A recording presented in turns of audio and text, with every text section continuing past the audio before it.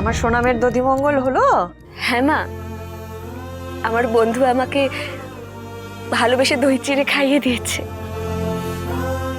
বাবা, খুব নিশ্চিন্ত হলাম। আচ্ছা শোনো, তুমি কিন্তু আজকে তাড়াতাড়ি করে আমাদের বাড়িতে চলে আসবে। গায়ে হলুদ দেবো তোমার। আমরা ছাড়া তো তোমার কেউ নেই এই শহরে, তাই না? কাজে আমাকেই দিতে হবে। ও, তোমার ওই বন্ধুটিকেও নিয়ে এসো, ঠিক আছে? এবার আমি একটু তাড়ার মধ্যে আছি, রাখি। এবারে তোমার সোনার দধিমঙ্গলের ব্যবস্থা করতে হবে। নে নে, আর একটু খা। আমি ঠিক বুঝতে পারছি না, সোমনাথ কি তার মানে সব সত্যিটা জেনেও আমায় মেনে নিয়েছে? আমি ভাবতে পারছি না এটা। সোমনাথ, তুমি এতটা উদার? কিন্তু মা, ওনাকে সোমনাথ নিশ্চয়ই ভয় কিছু জানায়নি। মা এতটা উদার নয় যে মিছরির কথা জেনেও আমায় স্বীকার করে নেবেন। আমি কি করব এখন? বিয়েটা করব নাকি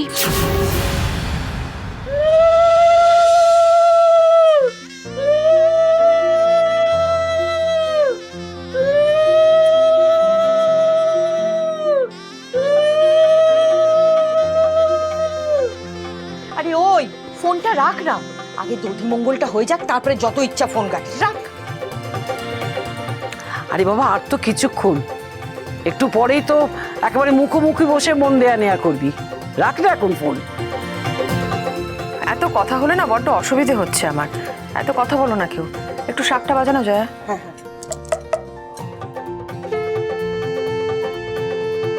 এনে আর একটু দই দেবো? নে, খেয়ে নে তো, চটপট খা।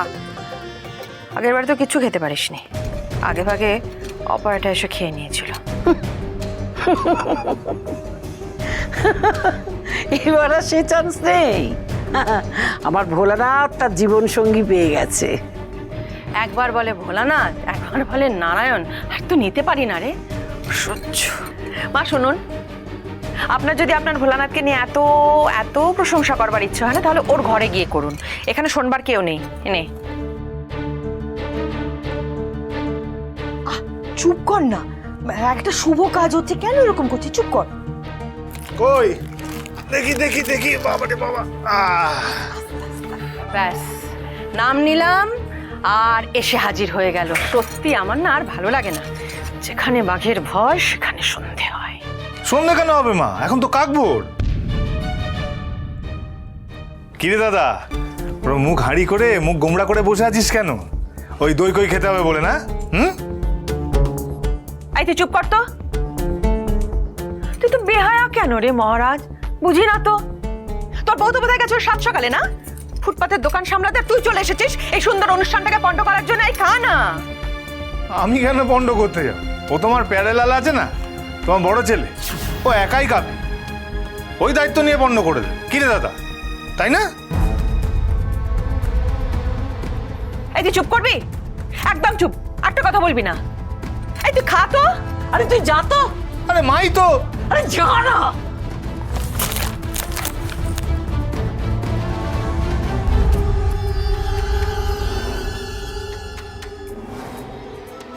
ওই উড়ে এসে জুড়ে বসা পূজাকে মা যা ইচ্ছা বলুন না, কিন্তু নিজের ছেলেকে যে কেন এমন করে কথা বলেন আমি কিছুতেই বুঝতে পারি না বাবা।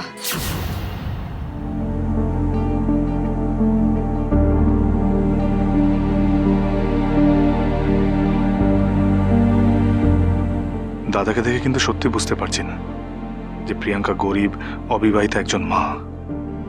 কি করে বুঝবো এখন? জিজ্ঞেস করবো।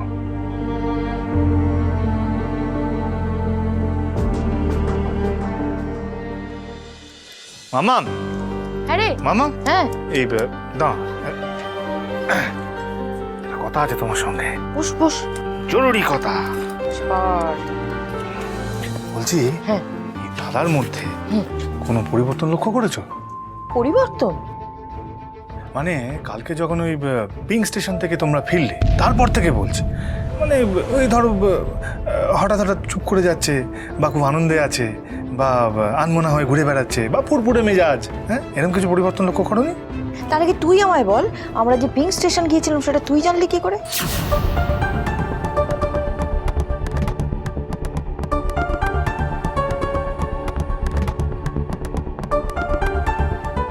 এই বেয়াদবটা আমাদের ফলো করছিল নাকি?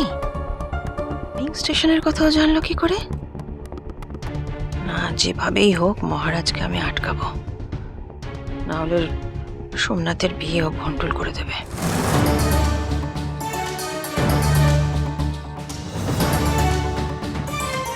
মামা আমি একটু আসছি, আমার রান্নাঘরে একটা কাজ আছে, দাঁড়াও দাঁড়াও।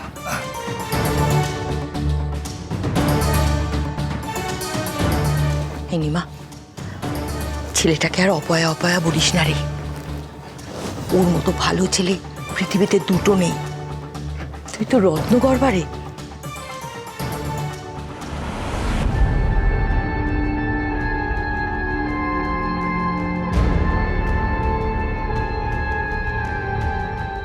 এই তোমার সবে নিয়ে এসছি। তোমার খোকন স্যারের ফোন নাম্বারটা বলো তো। হ্যাঁ, খোকন স্যারের ফোন নাম্বার বলো বলো। 9874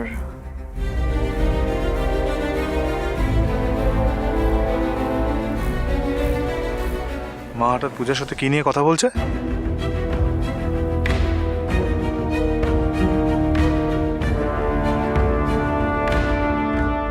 নিমন্ত্রণ করব, সেই জন্য নিলাম নাম্বারটা।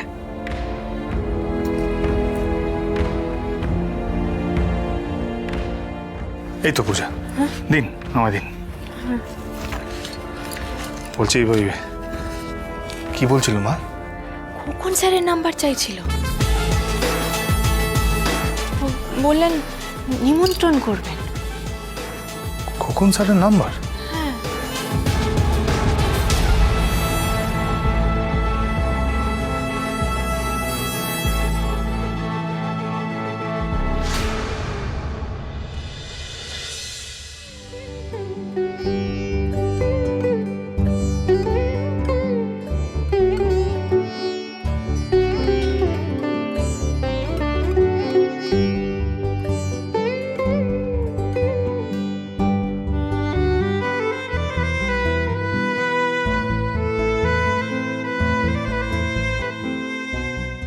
আয় আয়, চল।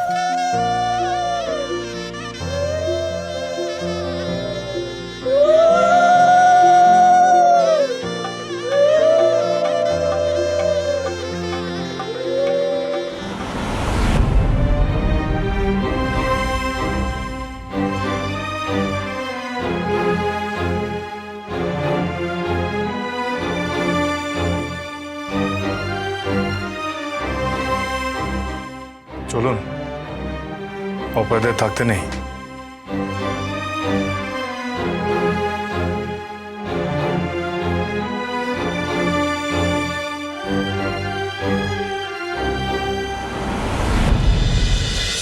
দেখো মা, দেখো দেখো শয়তানটা কিরকম অসভ্যের মতন বিয়ে করতে চলে এলো।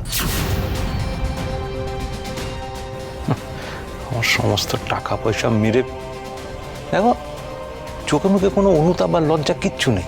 দেখো থাক না বাবা, টাকা তো দিয়ে ফেলেছিস, এখন আর অশান্তি করে কোনো লাভ নেই। আর তাছাড়া তোর বউ যা, এই যে বাইরের এতগুলো লোকজন আছে, কিছুই মানবে? দুমদাম কি করে বসবে তার ঠিক নেই। এই যে হলুদ এসে গেছে। অনিমা, বলছি পূজাকে একবার ডেকে নে না। হাজার হোক ও তো তোরই বাড়ির বউ, তো পরের বাড়ির বউকে দিয়েই তো তুই কাজ করাচ্ছিস। হ্যাঁ, করাচ্ছি করাচ্ছি, তাই করাবো। আমি বলেছিলাম না অপয়ারা আমার সোমনাথের বিয়েতে থাকবে না, বলেছি তো। আর এই বাঁচাল মেয়েটা তো কোনোভাবেই নয়। দেখছো দেখছো, যদি পারিস দয়া করে শাকটা নিয়ে এসে এদের কারোর হাতে দে, এইটুকুনি হেল্প কর আমায়। সে কথা বলছে আজকাল।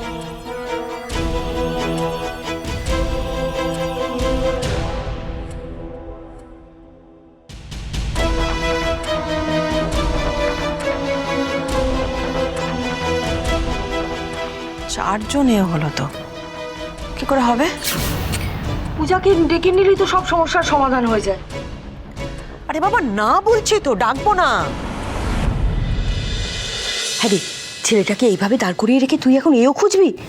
আরে সময়েরও তো একটা দাম আছে, সময় পেরিয়ে গেলে। এই পূজাকে ডেকে নেব?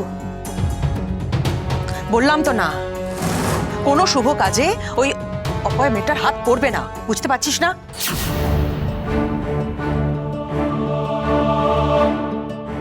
শুনুন, আপনার সব কাজের মধ্যে যাওয়ার একদম দরকার নেই, একদম যাবেন না। আপনি যান না, উপরে যান না, নিজের ঘরে গিয়ে পড়াশোনা করতে বসুন না, যান। আপনি আমাকে নিয়ে শুধু শুধু ভাববেন না।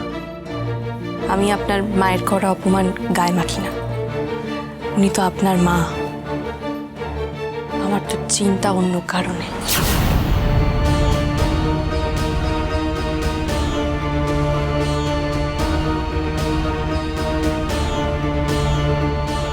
আমিও তো ওটা নিয়ে ভেবে চলেছি।